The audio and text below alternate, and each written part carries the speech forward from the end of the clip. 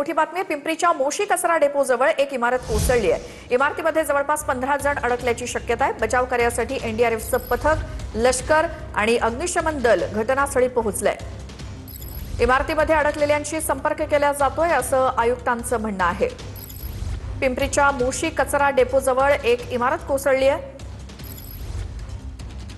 आणि बचाव कार्य सुरू आहे। अंदाजे 1:30 वाजताच्या आसपास ही घटना घडली।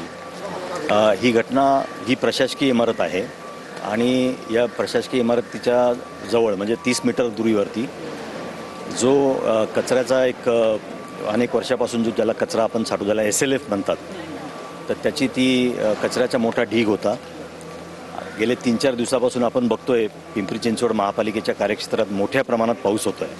जवळजवळ 500-600 mm पाऊस झाला आणि त्याच्यामुळे जसं लँडस्लाईड होतं त्याप्रमाणे हा जो कचरा आहे हा खाली असण्याची शक्यता आहे। साधारणतः याच्यामध्ये 20 लोक अंदाजे 20 लोक होते, त्यातले 4 लोक बाहेर आले सुरुवातीलाच।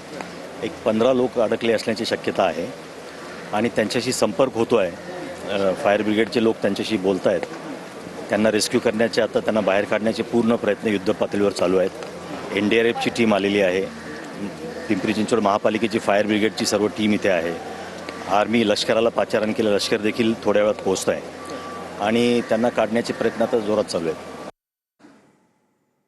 आमचे प्रतिनिधी लक्ष्मण जाधव आपल्या सोबत जोडले गेलेत, त्यांच्याकडून अपडेट घेऊयात। पिंपरीतल्या इमारत कोसळलेल्या ठिकाणी काय परिस्थिती, आत्ताचे अपडेट काय लक्ष्मण?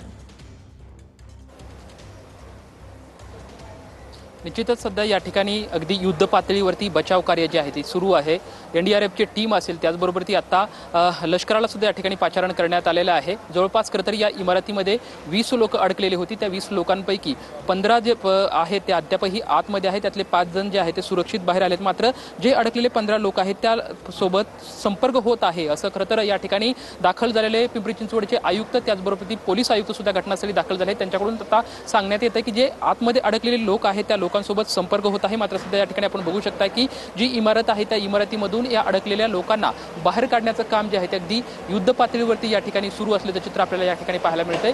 3 मजली असलेली ही इमारत आणि या इमारतीमध्ये जवळपास 20 लोक होते। त्या 20 लोकांपैकी 5 जण जे आहेत म्हणजे वरच्या इमारतीमध्ये म्हणजे जी फ्लोर आहे त्या वरच्या फ्लोअरवरचे 5 जण लोक आहेत त्यांना बाहेर पडता आलं। मात्र जे खालच्या फ्लोअरवरती जी 15 लोक होती त्यांना मात्र बाहेर पडता आलं नाही, त्यामुळे ते आताही आतमध्ये आहेत। आणि सध्या आपण बघू शकतोय की एनडीआरएफची टीम असते, त्याचबरोबर ती लष्कर सुद्धा आता या ठिकाणी येत आहेत आणि त्यांच्या माध्यमातून सर्व या ठिकाणी वैद्यकीय पथक सुद्धा दाखल झालेलं आहे। आता हे युद्ध पातळीवरती काम जे आहे ते या ठिकाणी सुरू आहे। पोलीस आयुक्त, पोलिसांची सर्व टीम जी आहे ते सुद्धा या ठिकाणी दाखल झालं आहे। दुसरी गोष्ट म्हणजे महत्त्वाची अडचण एक येते की जर पाठीमागून जर कुठलीही कचरा डेपो नसता तर हे रेस्क्यू ऑपरेशन आहे अगदी सोपं आणि सहज झालेलं असतं। मात्र पाठीमागचा जो कचरा आहे तो पूर्णपणे त्या इमारतीवरती आलेला आहे, त्यामुळे बचाव कार्यासाठी एक मोठी अडचण जी आहे ती या ठिकाणी येत असताना आपल्याला पाहायला मिळेल। त्यामुळे सुरुवातीला हा सर्व कचरा बाजूला काढणं हे मोठं आव्हान असणार आहे। त्यामुळे जवळपास 3 JCB या ठिकाणी दाखल झाले आणि JCBच्या माध्यमातून जो इमारतीवरती आलेला कचरा आहे तो कचरा बाजूला करण्याचं काम जे आहे या ठिकाणी सुरू आहे। बिलकुल लक्ष्मण, धन्यवाद या सगळ्या माहितीसाठी। तर पिंपरी चिंचवडच्या पोलीस आयुक्तांनी या संदर्भात काय प्रतिक्रिया दिली आहे तीही ऐकूयात। 15 ते 16 लोक स्ट्रँडेड असण्याची हे आहे माहिती आहे। तिथे आपला रेस्क्यूचं ऑपरेशन चालू आहे। रेस्क्यूमध्ये पोलीस, त्याचबरोबर फायर ब्रिगेड, त्याचबरोबर एनडीआरएफची टीम आणि आता आर्मीची टीम पण पोहोचलेली आहे।